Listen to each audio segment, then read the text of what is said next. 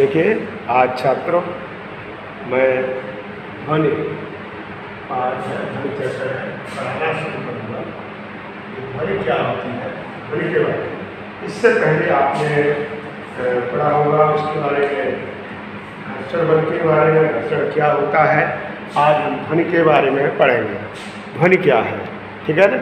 ध्वनि क्या है, तो ध्वनि क्या है? ध्वनि एक प्रकार की ऊर्जा है। क्या है ध्वनि? क्या है ध्वनि? एक प्रकार की ऊर्जा है।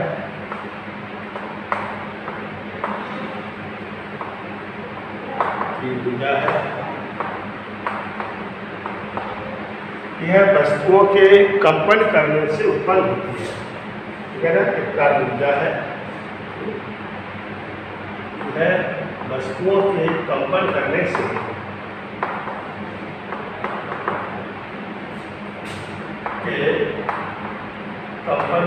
उत्पन्न होती है।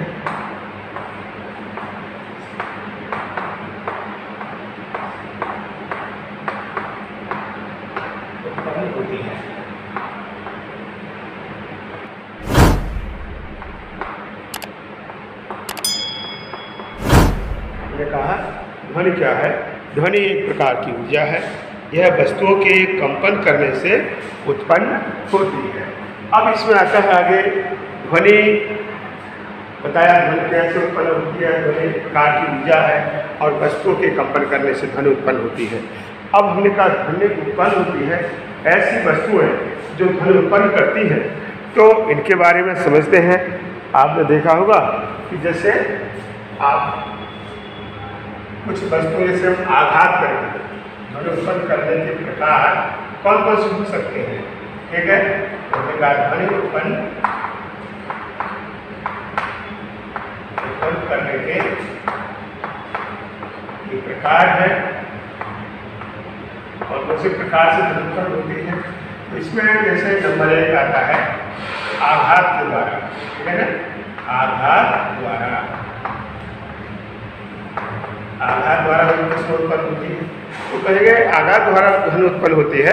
तो इसमें हम देखते हैं सबसे पहले, जैसे आपने देखा होगा ये तबला है, ठीक, तबला है, ढोलक है, ठीक, तबला है, ढोलक, नगाड़ा, बड़े नगाड़े देखे होंगे, नगाड़ों से ध्वनि उत्पन्न होती है। नगाड़ा है और तबला है, ढोलक है, नगाड़ा है और मजीरा, मजीरे पीटते हैं तो मजीरों से, मजीरा से ध्वनि उत्पन्न होती है। और किन वस्तुओं से हमने देखा कि और भी तरीके हैं। अब देखा होगा थाली बजाते हैं और तो उसमें ध्वनि उत्पन्न होती है, ठीक। ध्वनि उत्पन्न हुई तो हमने कहा जब वस्तु टकराती है तो उनमें कंपन पैदा होता है और उससे ध्वनि उत्पन्न होती है। तो होता है तबला है, ढोलक है, नगाड़ा है, मजीरा है, इनसे ध्वनि उत्पन्न होती है आघात के द्वारा। तो इसमें तानिका झिल्ली होती है और तानिका झिल्ली में पीटा जाता है तो उससे ध्वनि उत्पन्न होती है। अब दूसरा हमने कहा और कौन सा तरीका हो सकता है, इस तरीके से हमने कहा ध्वनि उत्पन्न होती है। और इसको देखते हैं कर्षण द्वारा।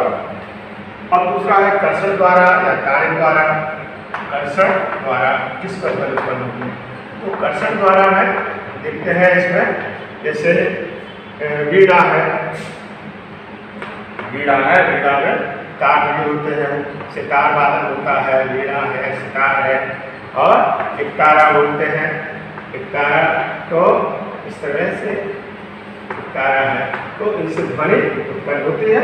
तो हमने कहा कि कर्षण द्वारा या तो इसमें तबला, ढोलक, उसकी बनावट देख लो ढोलक की, इस तरह से ये इस तरह से होता है और ये इस तरह से ये, यहाँ पर ये इस तरह से इस पर जो है लोग है इसको पीटते हैं, आघात करते हैं, इससे ध्वनि उत्पन्न होती है।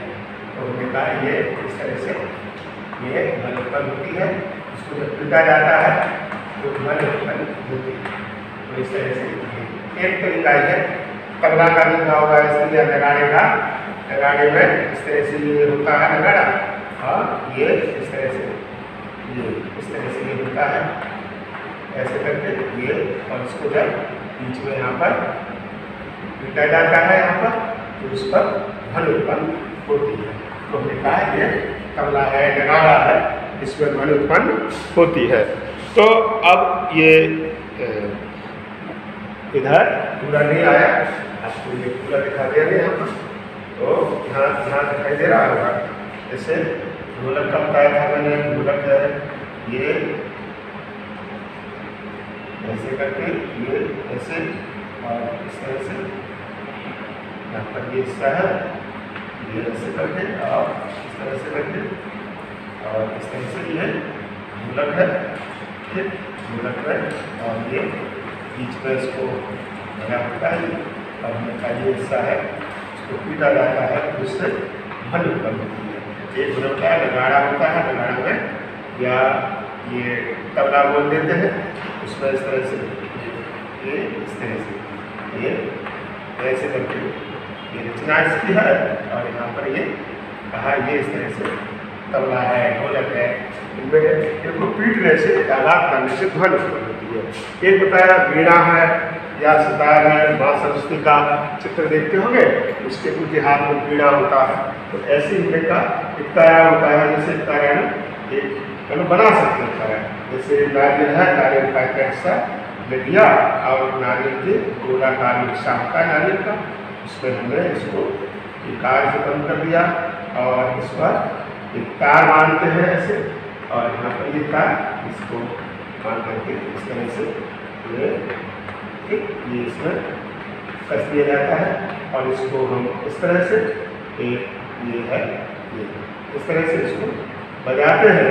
तो हमने कहा ये इसके तरंगें पैदा होती हैं, जो कंपन होते हैं, और कंपन होने से ये हमने कहा ये इससे यहाँ पर कस दिया जाता है, इसको कसा जाता है और ये इसमें ध्वनि उत्पन्न होती है। ये एक तारा बोलते हैं इसे, एक तारा के द्वारा ध्वनि उत्पन्न होती है।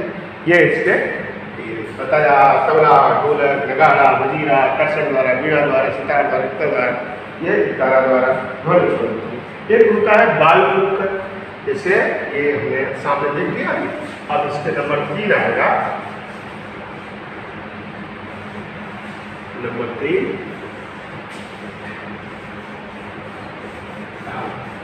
में देखते हैं। नंबर 3 कौन सा था? बाल फूंकर। अब बाल फूंकर हम देखते हैं, उससे ध्वनि कैसे उत्पन्न होती है।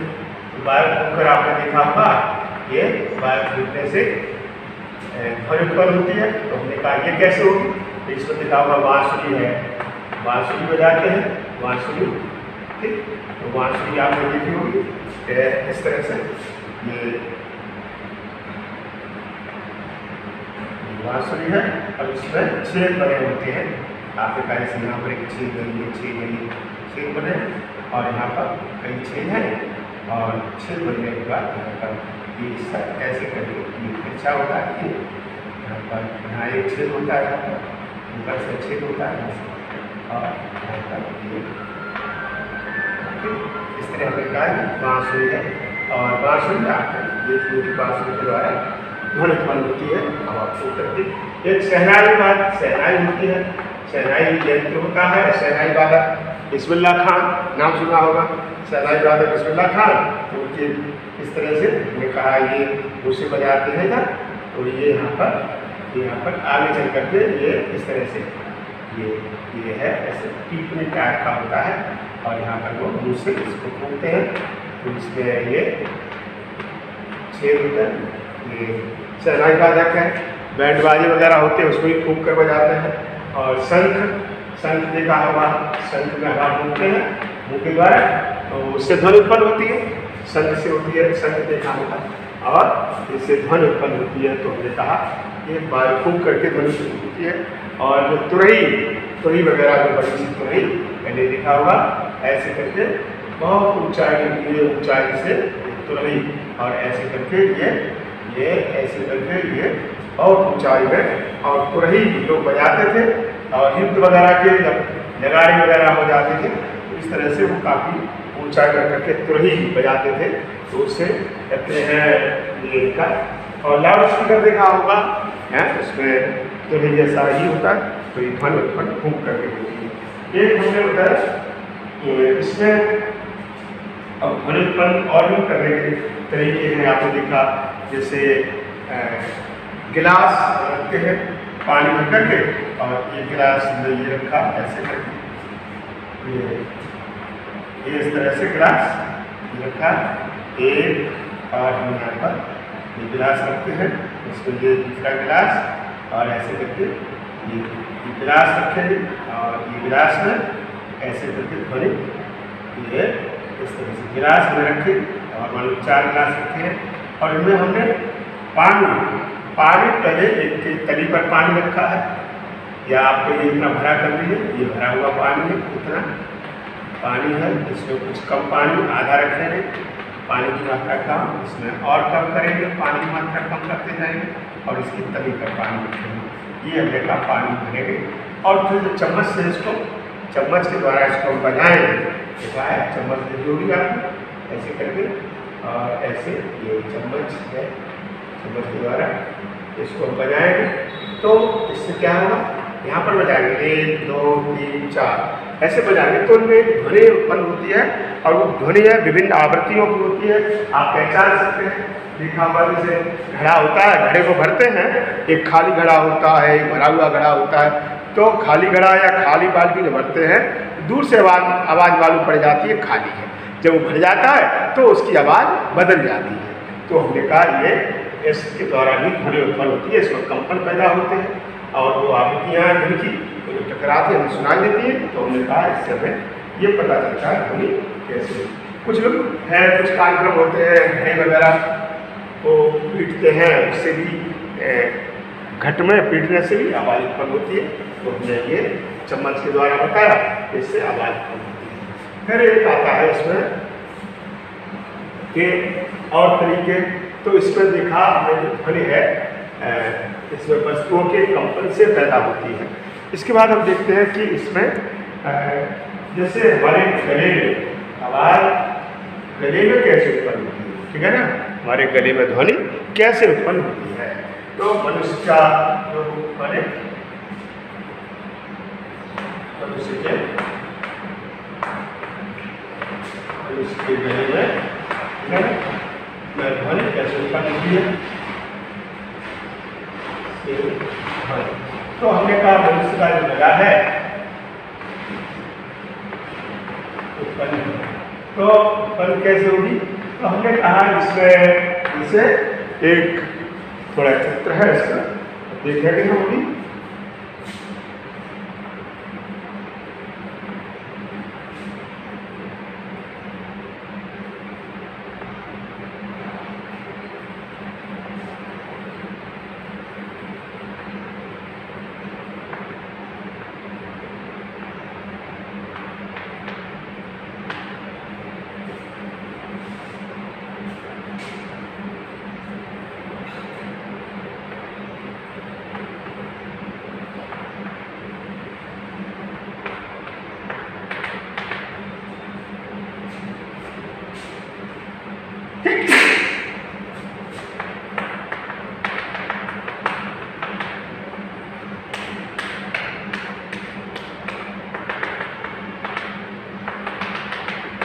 तो हमने कहा ये कंठ होता है, कंठ को कंठ या लैरिंक्स इसको कहते हैं, कंठ या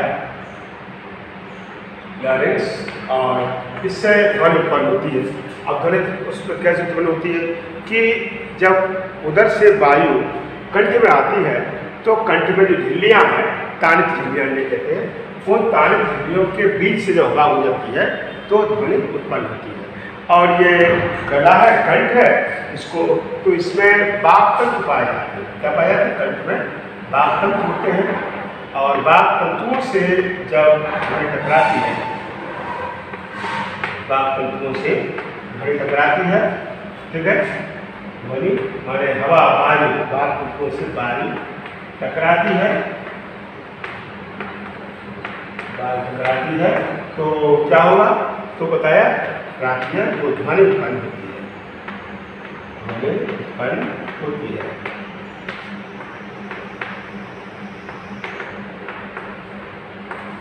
तो बताया वाक् तंतुओं से जब वायु टकराती है तो इससे क्या होता है, ध्वनि उत्पन्न होती है। और हमने कहा कि वाक् तंतु है, अब जैसे पुरुष है, स्त्री है या बच्चे हैं, तो उनके जो वाक् तंतु है तो उसके आधार पर निर्भर करता है। जैसे वाक् तंतु बड़े हैं, ठीक, तो उनमें कंपन कम होता है, तो इससे जो वायु है वो टकराती है, तो उससे इस तरह वाक् तंतु छोटे हैं या बच्चों के हैं तो उनमें पता चल जाता है, हम उनकी पहचान करते हैं कि जो चिल्लाने की आवाज़ है या मुँह से आवाज़ आ रही है वो बच्चे की आवाज़ है या पुरुष की आवाज़ है क्या महिला की आवाज़ है, उसके द्वारा पता चलता है कि इसमें इसका तारक तो क्या है। तारक के द्वारा पता चलता है कि जो वाक् तंतु छोटे होने के कारण दुनिया धीरे होती है। तो पुरुष जो वाक् तंतु है पुरुष में वह 20 mm के होते हैं और स्त्रियों में 15 mm के होते हैं और बच्चों में 10 mm के होते हैं। माने वाक् तंतु है तो जो बताया पुरुषों में 20 mm और माने पुरुषों में, ठीक है ना, पुरुषों में ये वाक् तंतु 20 mm, स्त्रियों में कितना होंगे 15 mm और बच्चों में ये 10 mm के वाक् तंतु होते हैं। तो उसमें उसी हिसाब से कंपन होते हैं। तो हमने बताया इससे ध्वनि का अंतर पता किया जा सकता है कि तो बताया जो मनुष्य में जो गले में जो कंठ है उसका आकार पुरुषों में बड़ा होता है, वाक् तंतु बड़े होते हैं, इसलिए उनकी आवाज़ भारी होती है। और स्त्रियों की आवाज़, उनके वाक् तंतु छोटे हैं और उसका गला भी छोटा है, उससे उनकी आवाज़ पतली या मधुर होती है। और बच्चों की आवाज़ है, चिल्लाने के बाद उन्हें पता चल सकती है कि ये बच्चे की आवाज़ है। फिर इसके बाद आता है कि ये कानों से ध्वनि सुनते हैं, कानों में ध्वनि कैसे जाती है, तो इसके लिए अब इसको हटाएं, इसमें लिखा है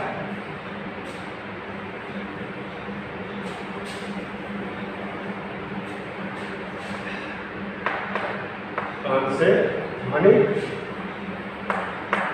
ध्वनि सुनाई देना। अब इसके लिए क्या है, ध्वनि सुनाई देना। हमने कहा कि देखिए मनुष्य के जो कान है तो बाहरी कान होते हैं, तो उसके अंदर एक हमें एक नली दिखाई देती है, इस तरह से नली होती है। तो ये बाहर यहाँ मान लीजिए यहाँ पर एक कान की संरचना ऐसे करके ये हो सकती है और एक कान रचना है कि नली है। तो हमने कहा ये यहाँ से क्या करते हैं, इसमें एक ड्रम, ये ड्रम कहते हैं, झिल्ली होती है इसको, तो झिल्ली होती है इसको कहा हमने। तो ये अंतःकरण बोला जाता है, अंतःकरण है, ठीक है, अंतःकरण है। और इसमें ये क्या है,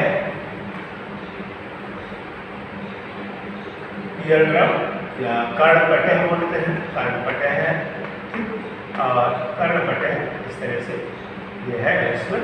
और यहाँ से फिर हम इसकी रचना देखते हैं, तो इसकी रचना में ये है, ये यहाँ कैसे जुड़ जाता है और एक शंख जैसी आकृति ऐसे करके ऐसे करके ऐसे करके ऐसे करके बनती है। और इसको बनाएंगे हम, तो ये है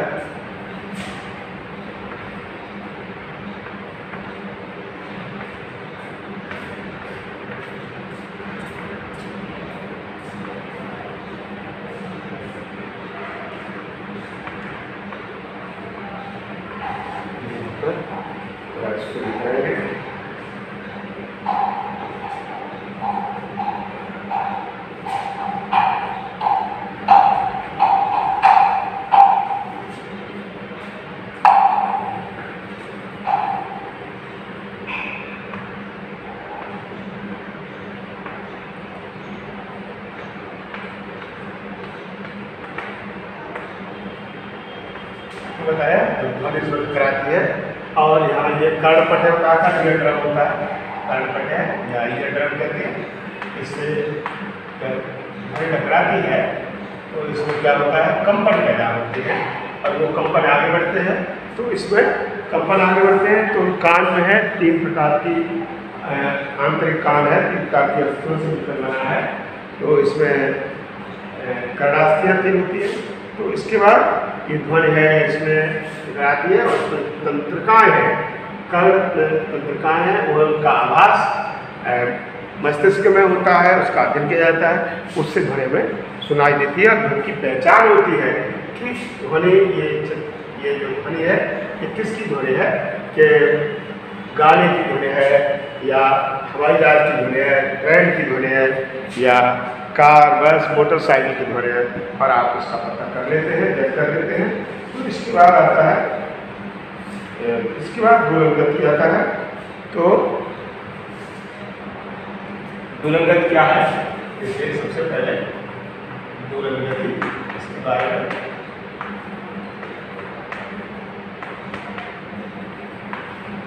जब कोई सरल दोलक है, ठीक है ना, जब दोलन करने वाली वस्तु कहिए या सरल दोलक कहिए, तो जब कोई सरल दोलक या दोलन करने वाली वस्तु अपनी मध्यमान अवस्था से दोनों ओर गति करती है, ठीक है, जब दोलन करने वाली वस्तु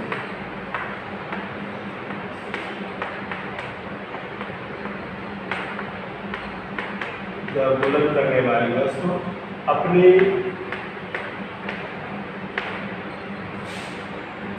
मध्यमान स्थिति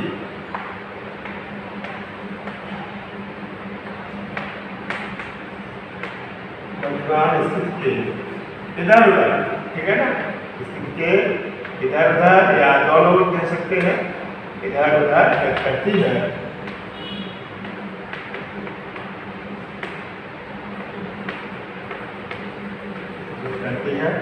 तो उसे दोलनगति कहते हैं, उसे दोलनगति कहते हैं।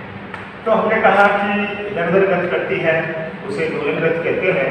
तो जैसे आपने देखा होगा ये झूले की गति, हमने कहा झूला है, झूला देखा होगा, झूले की गति है, ठीक है, वह एक दोलनगति का उदाहरण है। जैसे झूले की गति अब देखा होगा सरल दोलक होता है, यहाँ हमने इसको बांध दिया तो ये इधर और एक इधर गति करता है। ऐसे ही जैसे हमने कहा ये सरल दोलक है, मैं धागे से बता दूँ और इसको हमने एक स्टैंड से ऐसे करके बांध रखा है, और ये इस तरह से एक स्टैंड पर हमने बांधा है, रखा है, ये स्टैंड है, स्टैंड पर रखा हुआ है, और ये इस तरह से जाता है, इधर कट करता है, ये इधर, और बीच में इसकी मध्यमान अवस्था ये है, इसको हम देखते हैं। और ये हमने कहा ये इधर जाएगा ऐसे, और फिर यहाँ से इधर आएगा, तो ये सरल दोलक दोलन करता है। आपने कहा ऐसे झूले की गति देखी होगी आपने, और इसको हम सरल आवर्त गति कहते हैं। और उसके घड़ी के पेंडुलम की गति, घड़ी के पेंडुलम की गति, इस तरह से इसका एग्जाम्पल है पेंडुलम की गति, ठीक है ना, घड़ी के पेंडुलम की गति। और ये हमने बताया सरल दोलक है, सरल दोलक की गति है, वो इसी के अंतर्गत आती है। अब दूसरा आता आयाम क्या है, ठीक है ना। अब इसके बारे में, आयाम के बारे में हमने देखा आयाम किसे कहते हैं, दोलक समझ में आ रही होगी आपके। और ये आयाम देखिए,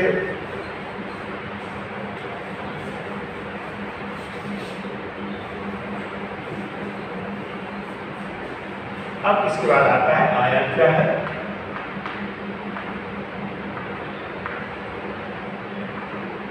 आयाम, ठीक, हमने कहा आयाम क्या है, जब दोलन करने वाली कोई वस्तु है वह अपने दोलन करने की जो मध्यमान अवस्था है, हमने कहा मध्यमान अवस्था ये है, और मध्यमान अवस्था के किसी एक ओर या इधर या इधर अथवा इधर या इधर किसी एक ओर जो अधिकतम दूरी तय करती है उसको हम क्या कहते हैं, आयाम कहते हैं। इसको ए से दर्शाते हैं, ए से दर्शाते हैं। और हमने कहा ये जब सरल दोलक है या दोलन करने वाली वस्तु है अपने मध्यमान अवस्था के किसी एक ओर, ठीक है, यहाँ से यहाँ तक या यहाँ से यहाँ तक जो अधिकतम दूरी तय करती है उसे हम आयाम कहते हैं। और आयाम को इसका मात्रक है वह सेंटीमीटर या मीटर होता है। आयाम का मात्रक मात्रक लिखेंगे तो ये लिखेंगे सेंटीमीटर या मीटर, इसमें मीटर या सेंटीमीटर होता है। तो इस तरह से आयाम समझ में आ गया। फिर उसके बाद आता है आवर्तकाल क्या होता है। आवर्तकाल देखिए ये अगला है आवर्तकाल, क्या कहते हैं इसे, आवर्तकाल। अब हमने कहा आवर्तकाल में क्या है, देखिए जब कोई दोलन करने वाली वस्तु है यहाँ से दोलन करना शुरू करती है और फिर वापस आती है, तो हमने कहा इसका जो एक चक्कर है, झूला देखा होगा यहाँ से जाता है वहाँ तक लौट के आता है, तो हमने कहा इसको हम आवर्तकाल कहेंगे। तो कहेंगे एक दोलन में लगा सकते, ठीक है ना, एक दोलन में लगा समय आवर्तकाल कहलाता है, ठीक है। आवर्तकाल या आप कह सकते हैं एक चक्कर में लगा समय या एक दोलन में लगा समय आवर्तकाल कहलाता है। इसका मात्रक है, मात्रक क्या होगा, मात्रक सेकंड होता है, मात्रक सेकंड है। फिर आता है इसके बाद आवृत्ति। आवृत्ति क्या है, देखिए आवृत्ति से कहते हैं क्या है कि एक निश्चित समय में दोलन करने वाली वस्तु जितने दोलन करती है, ठीक है, या हम कहेंगे निश्चित समय में किए गए दोलनों की संख्या, ठीक है, निश्चित समय में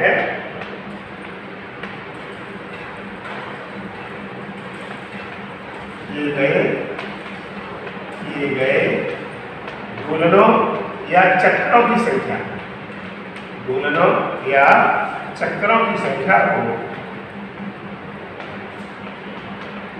या चक्रों की संख्या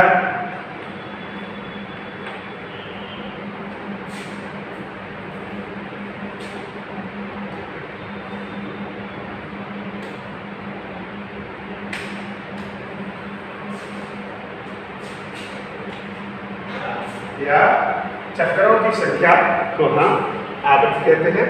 और आवृत्ति का मात्रक हर्ट्ज होता है, ठीक है ना, आवृत्ति का मात्रक, आवृत्ति का मात्रक हर्ट्ज होता है। हर्ट्ज बोलते हैं, हर्ट्ज HZ, ठीक है, हर्ट्ज होता है। और इसको हम चक्कर पर सेकंड या कंपन पर सेकंड भी कहते हैं। क्या है, इसको हम चक्कर पर सेकंड, चक्कर प्रति सेकंड या दोलन प्रति सेकंड भी कहते हैं, दोलन प्रति सेकंड, या हम इसको कंपन प्रति सेकंड भी बोलते हैं, कंपन प्रति सेकंड भी कहते हैं।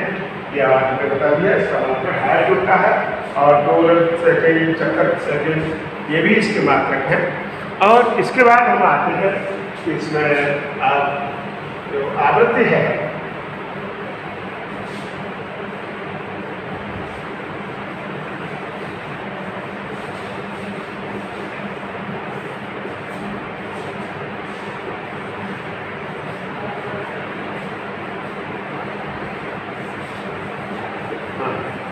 देखिए आवृत्ति है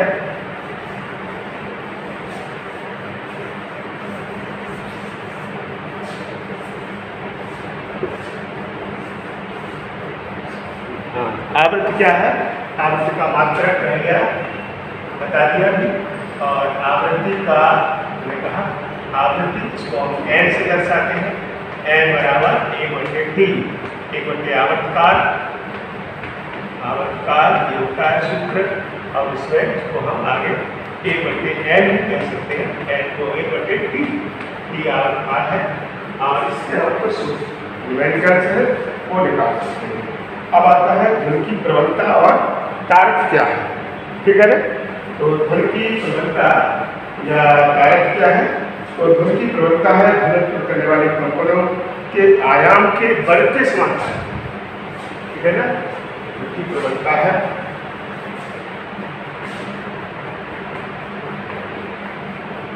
धन की प्रबलता, तो प्रबलता क्या होती है, ये कहा ये आयाम के बल के वर्ग के व्युत्क्रमानुपाती, ठीक है ना, तो समानुपाती है, आयाम के वर्ग के समानुपाती होती है। तो इसको हमने कहा ये प्रवणता क्या है ध्रुव की, तो आयाम के वर्ग के समानुपाती होती है। अतः ध्रुव की प्रवणता आयाम पर निर्भर करती है। किस पर?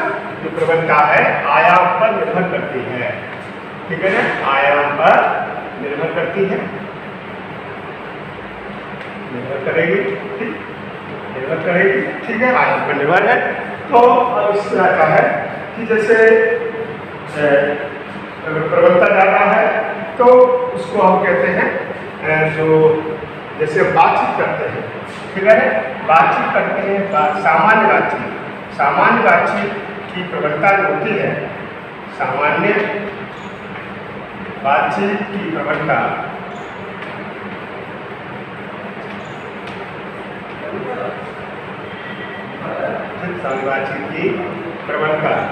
सामान्य बातचीत की जो प्रवणता है इसको हम कहते हैं 60 dB होती है।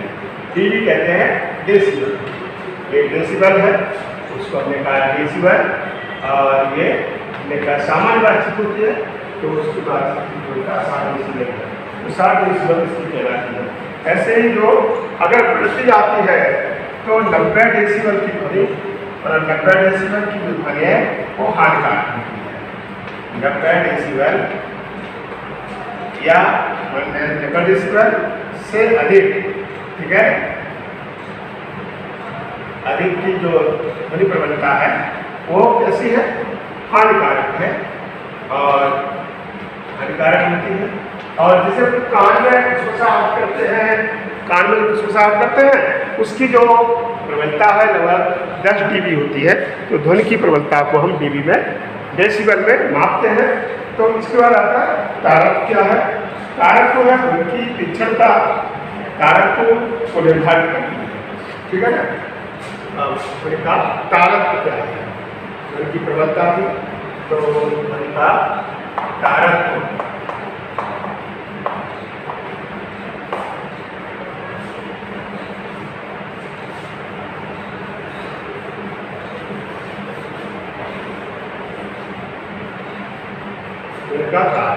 बताया।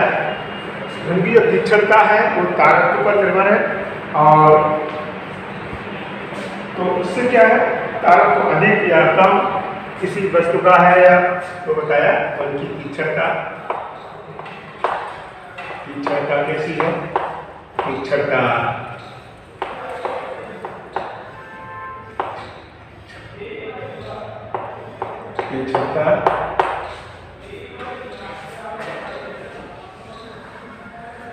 तो ये तीक्ष्णता है, सही है, तीक्ष्णता तारक पर निर्भर करती है।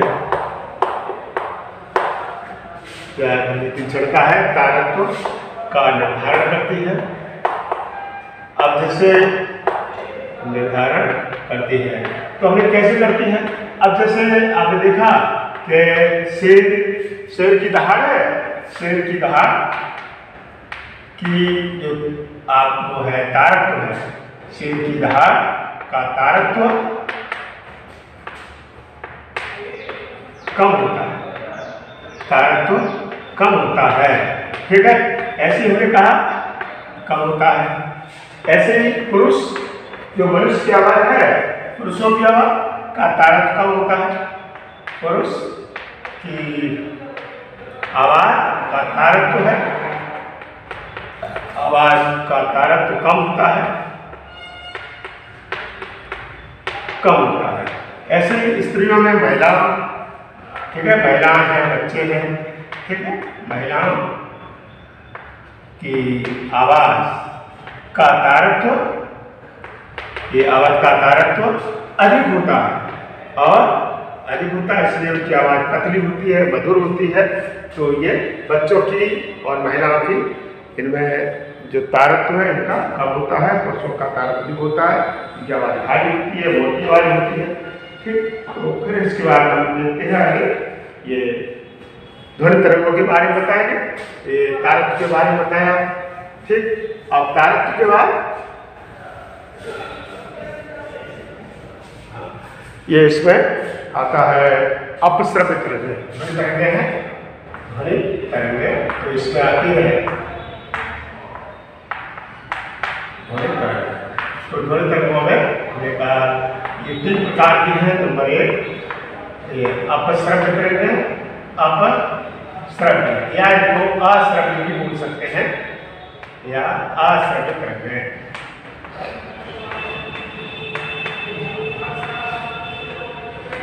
हमने कहा जो अश्रव्य तरंगे हैं इनका जो आवृत्ति है, ठीक है, अश्रव्य तरंगों की जो आवृत्ति है इनकी आवृत्ति 20 हर्ट्ज से कम होती है। आवृत्ति 20 हर्ट्ज, ठीक है ना, 20 हर्ट्ज से कम होती है, से कम होती है, ठीक, 20 हर्ट्ज से कम होती है और इसलिए इसे कम होती है और मनुष्य नहीं सुन सकता, ठीक है, मनुष्य है सुन नहीं सकता, नहीं सुन सकता इन तरंगों को, मनुष्य सुन सकता नहीं है। तो बताया कुछ जीव होते हैं जो इन अपस्रव्य तरंगों या अश्रव्य तरंगों को सुन सकते हैं, लेकिन मनुष्य नहीं सुन सकता।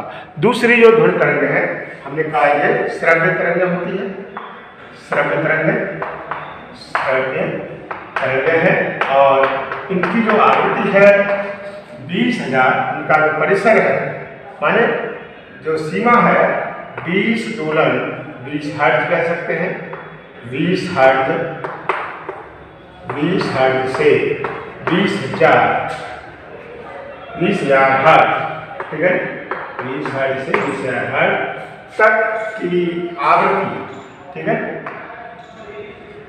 20,000 हर्ट्ज तक की आवृत्ति को क्या कहेंगे हम, ये श्रव्य तरंगे कहते हैं और इन्हें मनुष्य सुन सकता है, ठीक है, श्रव्य तरंगे होती हैं और मनुष्य इन्हें सुन सकता है। ये हमने बताया आपको, हमें बातचीत करते हैं और तो वह हमें सुनाई देती है, आपस में सुन सकता है, तो इसको हमने कह दिया ये क्या है, ये इसमें सुन सकता है, ये श्रव्य तरंगे कहलाती है। तो 20 हर्ट्ज से लेकर के 20,000 हर्ट्ज तक की आवृत्ति की जो ध्वनि तरंगें होती हैं वो श्रव्य तरंगें कहलाती हैं और मनुष्य इन तरंगों को सुन सकता है। अब तीसरा आता है ये आपने पढ़ लिया है इसका, इसके बाद आता है ये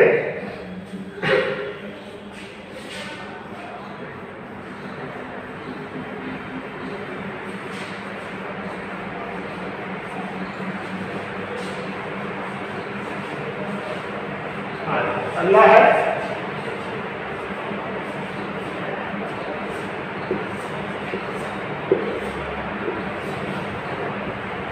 अगला देखिए, अगला आता है पराश्रव्य ध्वनि तरंगे। पराश्रव्य तरंग कौन सी है, देखिए नंबर 3 पराश्रव्य ध्वनि तरंग।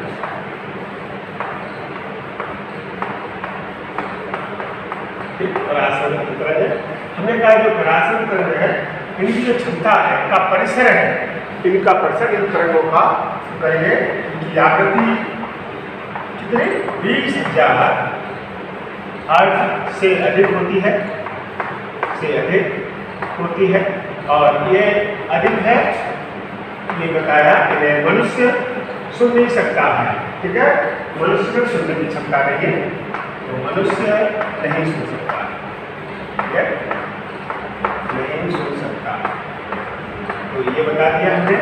लेकिन जो जैसे कुत्ते हैं, ठीक है, कुत्ते हैं, व्हेल है, डॉल्फिन है, ठीक, डॉल्फिन है, हाथी है और पक्षी होते हैं, डॉल्फिन, हाथी, ये इन तरंगों को सुन सकते हैं।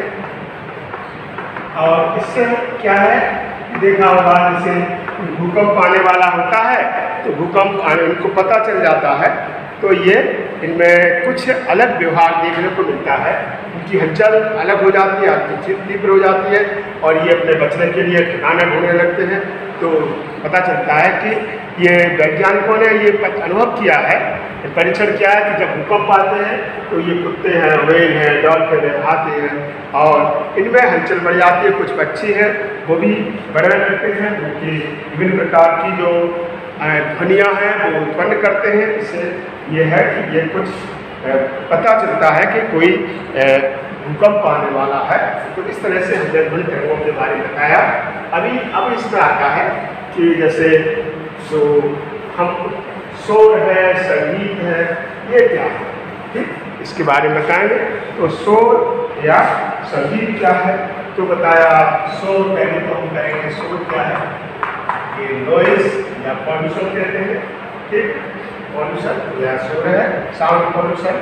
तो बताया जो ध्वनि अवांछनीय ध्वनि, ठीक है ना, अवांछनीय ध्वनि है, अवांछनीय ध्वनि को क्या कहते हैं, अवांछनीय ध्वनि को शोर कहते हैं, हम शोर कहते हैं।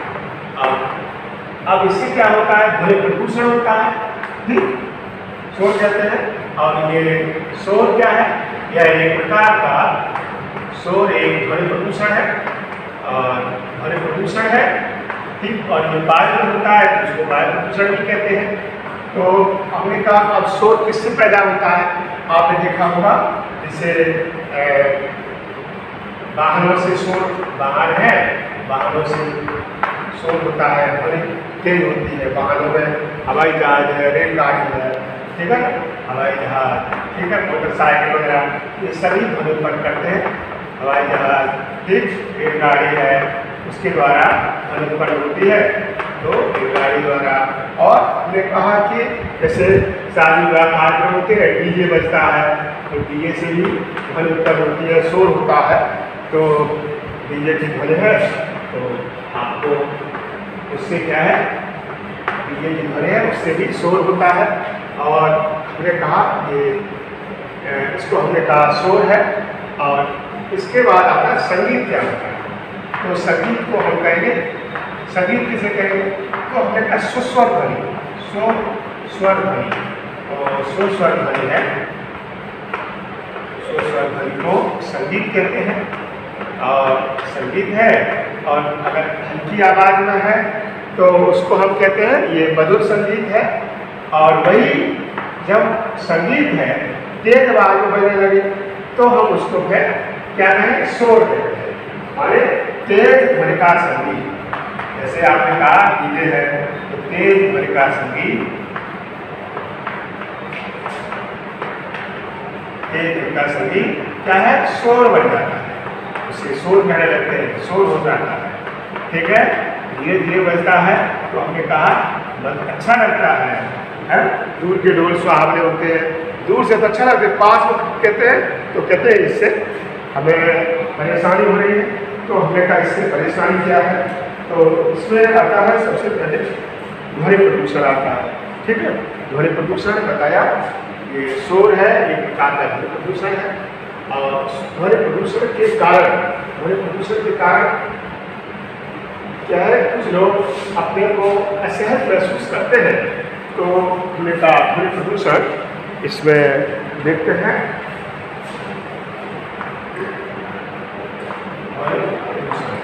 तो ये ध्वनि प्रदूषण है। तो बताया ध्वनि प्रदूषण जो जीवों के लिए हानिकारक होता है या वातावरण में अवांछनीय ध्वनियाँ, ठीक है, ये बताया था वातावरण में अवांछनीय ध्वनि, अवांछनीय ध्वनि है, ये प्रदूषण शोर कहलाती है। और इसको हमने कहा अवांछनीय ध्वनि, यही प्रदूषण कहलाती है ध्वनि। तो क्या कहेंगे, ध्वनि प्रदूषण कहते हैं, ध्वनि प्रदूषण कहते हैं। और ये ध्वनि प्रदूषण है। और हमने कहा ये ध्वनि प्रदूषण है, इससे हानियाँ क्या है, हानि देखिए, इससे ध्वनि प्रदूषण के कारण लोग रात को सो नहीं पाते हैं। तो हमने कहा एक तो अनिद्रा होती है, अनिद्रा है, ठीक, तनाव पैदा होता है, तनाव है, ठीक है। बीपी का बढ़ना माने रक्तचाप होता है, बढ़ जाता है, तो रक्तचाप का बढ़ना, रक्तचाप का बढ़ना, ब्लड प्रेशर है बढ़ता है, ठीक है ना, रक्तचाप का बढ़ना है। तो ये हमने कहा ये हानियां हैं, अनिद्रा है, तनाव है, रक्तचाप का बढ़ना है, और इसके साथ हृदय की धड़कन बढ़ना।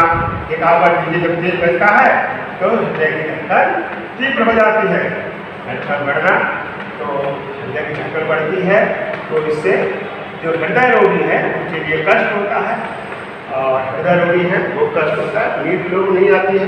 तो परीक्षाओं में विद्यार्थी उनके कहते कैसे पढ़े कि शोर बहुत हो रहा है, तो ध्वनि प्रदूषण के कारण पढ़ नहीं पाते, इसलिए सुप्रीम कोर्ट ने ये निर्देश दिया है कि रात के 10 बजे के बाद आप जो है जो बैंड बाजा बजता है, डीजे बजता है, वो नहीं बजाएंगे, तो कि ध्वनि रहे कार्यक्रम कीजिए। तो इस तरह से ये हानियाँ। फिर आता है ध्वनि को हम सीमित कैसे कर सकते हैं। जो ध्वनि प्रदूषण है इसको सीमित करने का क्या उपाय है। देखिए, सीमित करने के लिए क्या हो सकता है। सीमित करने का उपाय हमने कहा, देखिए तो ये बताया धड़कन बढ़ना है, बहरापन इससे हो सकता है, बहरापन है वह हो सकता है, ठीक है, बहरापन हो सकता है, ये बताया इसका हो सकता है, ठीक। और बताया सीमित कैसे कर सकते हैं, हम वृक्षारोपण करें सड़कों के किनारे, सड़कों के किनारे वृक्षारोपण करेंगे, किनारे वृक्षारोपण करने से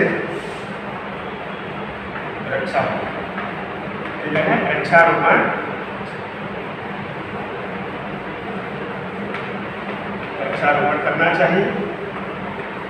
फिर एक काम तो ये हो गया, इससे क्या होगा, ध्वनि कंट्रोल रहेगी, बाहर नहीं जा पाएगी। और दूसरा है जो आवास है, जो फैक्ट्रियाँ हैं, तो फैक्ट्रियों को या कारखाने, आवासीय कॉलोनी है वहाँ से दूर होनी चाहिए, ठीक है। कारखाने जो चलते हैं, कारखाने आबादी से दूर होना चाहिए, आबादी से दूर बनाए जाने चाहिए, दूर हो, जिससे क्या होता है कि हम ध्वनि सीमित हो सकती है। अगला है जैसे सड़कों के किनारे वृक्षारोपण करना चाहिए, कारखाने आबादी से दूर होना चाहिए। और एक और है कि जैसे हम उसमें जो वाहन होते हैं उनमें साइलेंसर होना चाहिए, ठीक है, साइलेंसर बोलते हैं, साइलेंसर, ठीक है, साइलेंसर वाहनों में लगे होना चाहिए, वाहनों में लगे हों, ठीक है, जिससे कि इतना हो गया, यहाँ पर लगे होना चाहिए। इससे क्या है, ध्वनि प्रदूषण को हम नियंत्रित कर सकते हैं। आपको हमारा वीडियो कैसा लगा, आपको वीडियो अच्छा लगा हो, समझ में आया हो, तो हमारे इस वीडियो को आप सब्सक्राइब करें, लाइक कीजिए।